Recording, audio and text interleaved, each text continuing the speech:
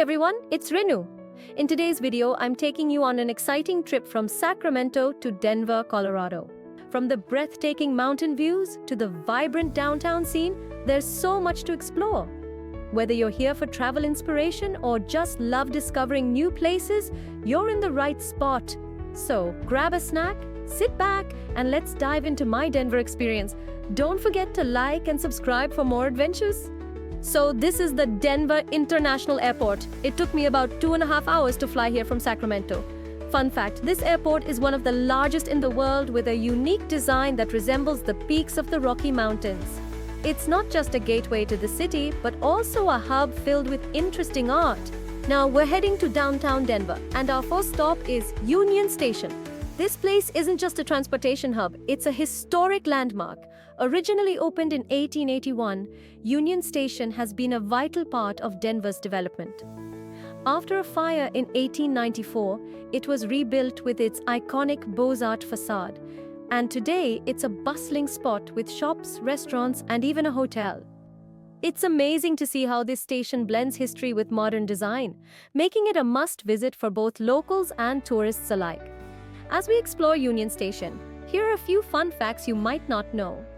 First off, did you know that Union Station is sometimes called Denver's living room? It's a popular hangout for locals with its cozy great hall full of couches, perfect for grabbing a coffee and relaxing.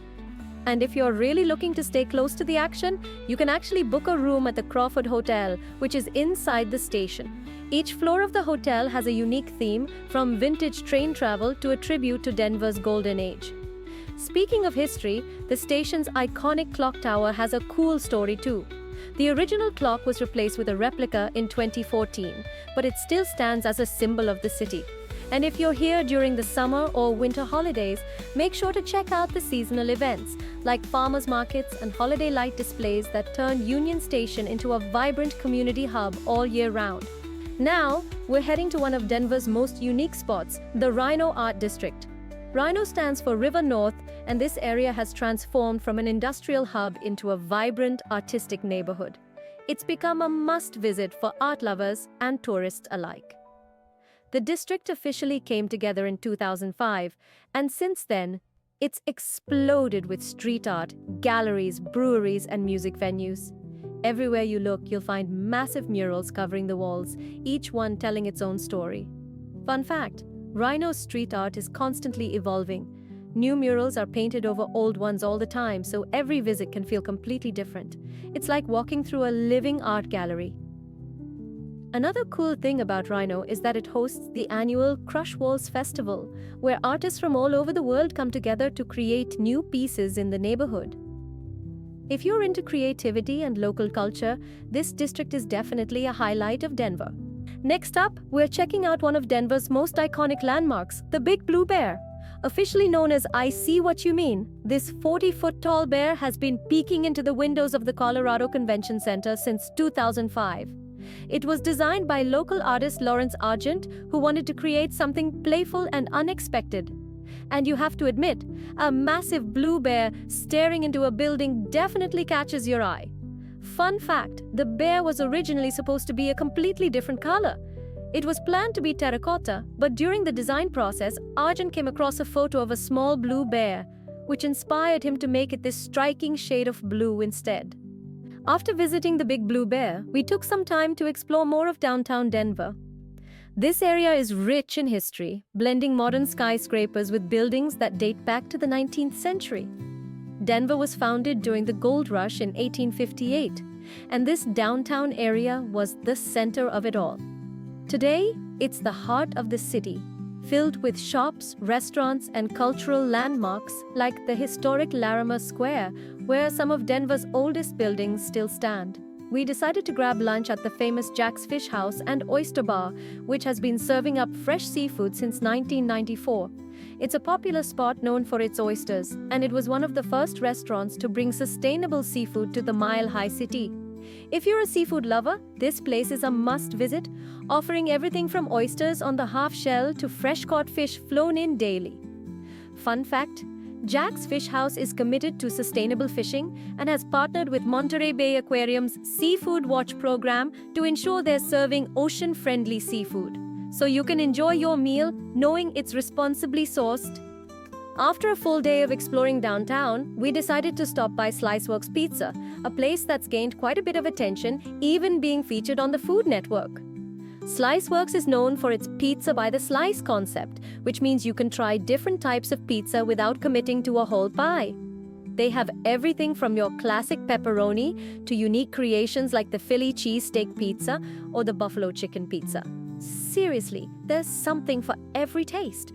Fun fact: Sliceworks was featured on the Food Network's Diners, Drive-Ins, and Dives. In that episode, they highlighted the restaurant's creative approach to pizza, especially the crowd favorite chicken palm pizza. It's not every day you get to eat at a place that's been on TV. And let me tell you, the hype is real. The crust is crispy, the toppings are loaded, and each slice packs a ton of flavor. If you're ever in Denver and looking for a late-night spot, Sliceworks is the place to go. Whether you're into traditional slices or want to try something totally out of the box, they've got it all. Next, we're heading to one of the most breathtaking places in the Denver area, Red Rocks Park and Amphitheater. Nestled just 15 miles west of the city, Red Rocks is famous for its stunning natural beauty and iconic music venue. You'll notice the vibrant red sandstone formations rising dramatically against the sky. These rocks have been here for millions of years and have witnessed the evolution of the area, from prehistoric times to the vibrant culture we see today. Red Rocks has a rich history that dates back to the 1900s, when it was first used as a concert venue. The first organized concert took place in 1906, but it wasn't until the 1930s that it became the iconic amphitheater we know today. The venue was built by the Civilian Conservation Corps as part of a New Deal project during the Great Depression. They wanted to create a space that harmonized with nature, and they did just that. The acoustics here are exceptional thanks to the natural rock formations that surround the stage.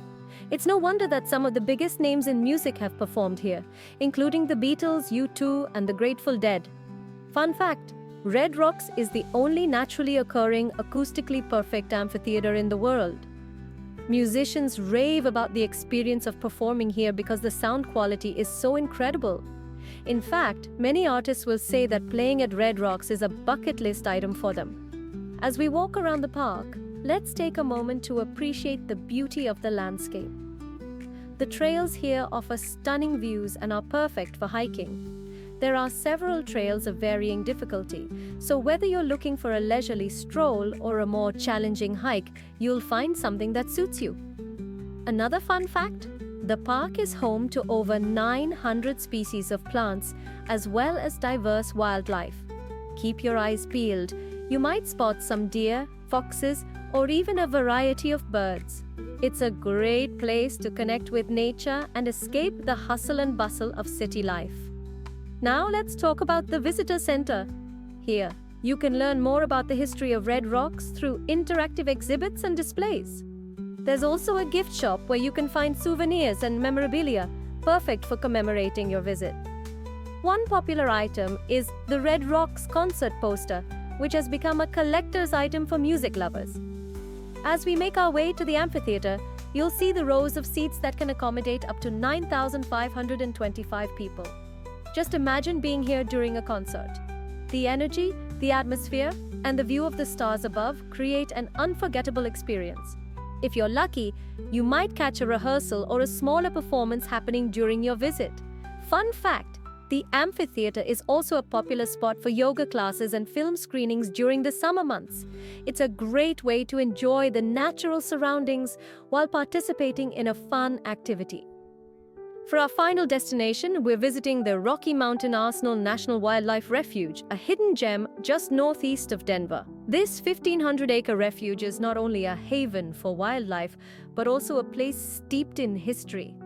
It was originally established as an army munitions factory during World War II, but has since been transformed into a protected area for various species, making it a great spot for nature lovers.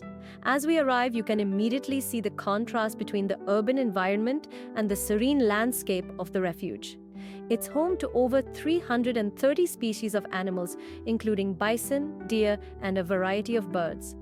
Just imagine driving through this beautiful refuge and catching sight of these magnificent creatures in their natural habitat. Once inside the visitor center, we head straight to the taxidermy exhibits. Fun fact, the wildlife refuge features a collection of taxidermy animals native to Colorado, allowing visitors to learn more about the different species that call this area home. From majestic elk to curious raccoons, the displays are educational and beautifully done. It's a unique opportunity to see these animals up close and gain a greater appreciation for the wildlife in our state. After exploring the taxidermy exhibits, we make our way to the gift shop. The shop is filled with a variety of souvenirs, from nature-themed toys and books to local artwork and apparel. It's the perfect place to pick up a memento of our visit or even a guidebook for future trips. As we leave the visitor center, I want to highlight the importance of conservation. The Rocky Mountain Arsenal has made a significant effort to restore the land and protect its wildlife, making it a fantastic example of how former industrial sites can be transformed into thriving ecosystems. The refuge offers several trails for hiking, biking, and wildlife viewing, giving visitors a chance to immerse themselves in the beauty of nature. Whether you're here to see the wildlife, learn about conservation efforts, or just enjoy a peaceful walk, the Rocky Mountain Arsenal National Wildlife Refuge has something for everyone. It's a wonderful way to wrap up our adventure in the Denver area, connecting with nature and appreciating the incredible diversity of wildlife that exists right outside the city. After finishing up at the visitor center, it was time for the much-anticipated wildlife drive at the Rocky Mountain Arsenal. This drive is open to everyone and completely free, allowing visitors to explore the refuge at their own pace in their own vehicles. We were filled with excitement as we set out, hoping to spot some of the incredible wildlife that calls this place home. As we cruised along the scenic route, we kept our eyes peeled for any signs of life. The drive takes you through varied habitats, from open fields to wetlands, providing a perfect opportunity to see animals in their natural environment. It was amazing to be surrounded by such beautiful landscapes, all while looking for our main goal, bison. Suddenly, we spotted a herd of bison in the distance. My heart raced as we pulled over to get a closer look. And wow, I was so surprised at how huge they were. These magnificent creatures are truly impressive with their massive size and thick fur. Watching them graze peacefully in the grass felt like stepping back in time, connecting with the wild history of this region. We took our time observing them, making sure not to get too close, respecting their space. It was a moment I'll never forget, seeing these iconic animals in their natural habitat, feeling that connection to nature right outside of Denver. As we continued our drive, we were fortunate enough to see some deer, prairie dogs, and a variety of birds, making for a wonderfully diverse wildlife experience. It's incredible to think that this refuge serves as a sanctuary for these animals, allowing them to thrive and giving us the chance to appreciate their beauty. As we wrap up our adventure at the Rocky Mountain Arsenal National Wildlife Refuge, I can't help but reflect on my time in Denver.